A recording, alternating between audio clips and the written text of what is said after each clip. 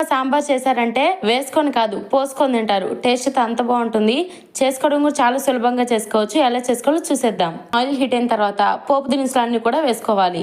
ఆవాలు, జీలకర్ర, మినపప్పు, పచ్చిశనగపప్పు అన్నీ కూడా హాఫ్ టీ స్పూన్స్గా వేసుకోవాలి. అలానే 2 చీల్చుకున్న ఎండుమిర్చి కూడా వేసుకొని దీంట్లోకి కట్ చేసుకున్న ఉల్లిపాయ ముక్కలు, టొమాటో ముక్కలు వేసుకొని ఉల్లిపాయలు ట్రాన్స్పరెంట్గా అయ్యి టొమాటో ముక్కలు లైట్గా మెత్తబడే వరకు కూడా మొత్తం కూడా ఒక 10 నిమిషాలు మగ్గించుకోవాలి. ఈ విధంగానే ఆయిల్లో కలుపుకుంటూ ఒక 10 నిమిషాలు మగ్గించుకోవాలి.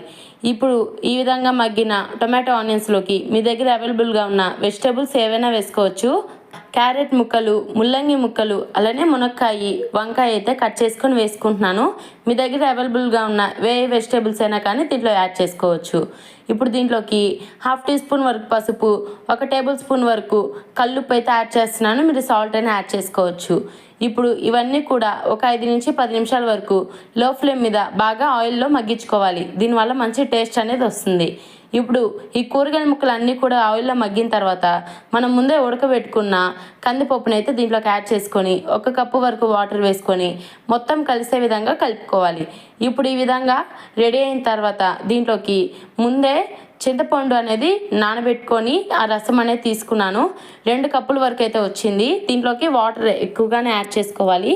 ఈ విధంగా చింతపండు రసం కూడా యాడ్ చేసుకున్న తర్వాత మీకు టేస్ట్కి సరిపడా కారం అనేది యాడ్ చేసుకోండి. అంటే మీరు తినేదాన్ని బట్టి కారం అయితే యాడ్ చేసుకోండి.